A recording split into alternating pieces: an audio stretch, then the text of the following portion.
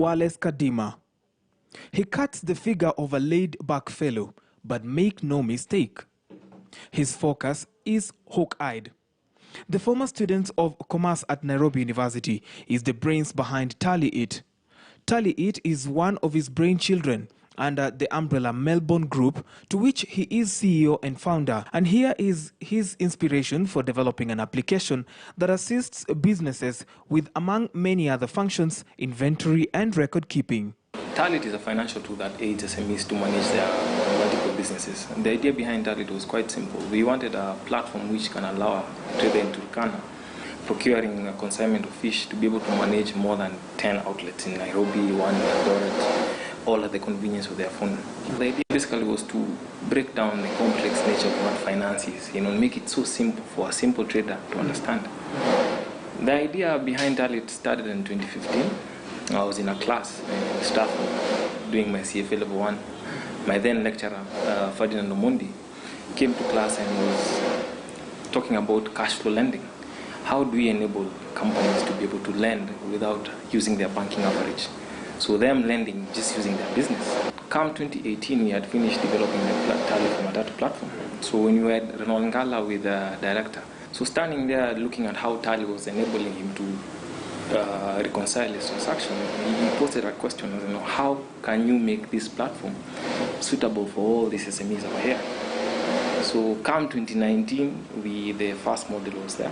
And then from 2019 to today, we've been incorporating so many models to be able to allow SME to run the business.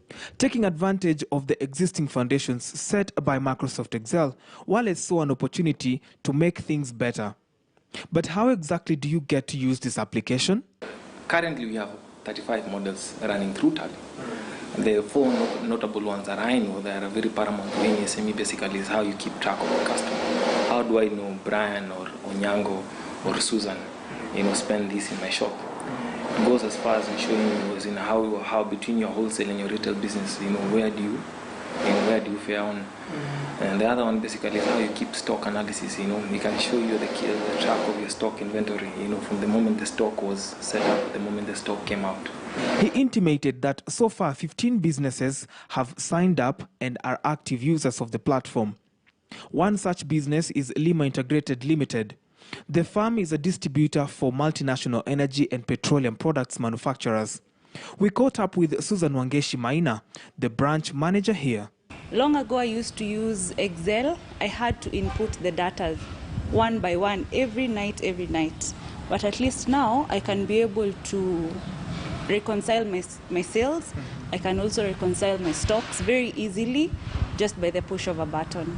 We started using it back in 2019 in our first branch in Kawangware. Then slowly as we grew now to our third branch, we are still incorporating Tallit. On a daily basis, I can be able to do my customer analysis. Another really good advantage is the ease of using it. You don't have to be a university graduate to be able to use it. It's just click, very self-explanatory. But it hasn't been all a walk in the park, especially for a small enterprise in the country. And the first year was all about the app crashing, So the real-time concept wasn't, really working well. So, but come 2020 is when we were able to stabilize the platform, And I can say this: there are customers out there, who are willing to help and support young innovators, companies who really work with us too, As a financial analyst, Wallace has also experienced issues with financial institutions funding SMEs, and he has this to say. I think a major problem with lending to SMEs is data. You see, I can't lend to you if I don't know how much you're worth. And I can't lend to you if I don't know what is your business model. When you go to any bank, they will ask for your banking average because they know about your banking history, and then can be able to pinpoint that. But you see, when you talk about cash lending, basically I am supposed to be able to see your business. Me as a lender, I'm giving you money. I need to know if I'm giving you 1 million, what are you going to do with this 1 million? We created a feature that basically is called a loan feature that can analyze your business and can be able to show you how much loan you can service in a short and a long term. And I think having that database and keeping track of that, saying maybe I did invest 10 million maybe in my lubricant business. And from this 10 million after 1 year, this is the profit I made. With that you can be able to know that these are the expenses I made. And all this is without going through a manager, without going through an auditor, without going through an accountant, just by the click of your phone. So what you manage to do basically is to be able to go beyond. He holds the thought that all lenders should streamline more affordable financing plans to get businesses going on in the country. And finally, to all young budding innovators out there, innovation is hard. That I can lie to you. It's not a poem that you can just wake up one day and write and then come tomorrow you read it. Innovation takes time. And a good product takes time to develop. But if you believe in whatever you do, and you have an objective mind, just pursue it. Money tend to come along the road. You start with what you can get, and then slowly by slowly you grow. I think the problem right now, currently, most innovators, what they're trying to do is they're trying to rush their products to market, rather than just taking time to invest time in just analyzing, understanding your product, understanding the market you're taking your products to.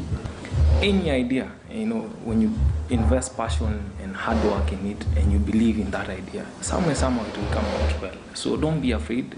Don't start developing your ideas from a position of money. Start developing ideas from a position of a solution.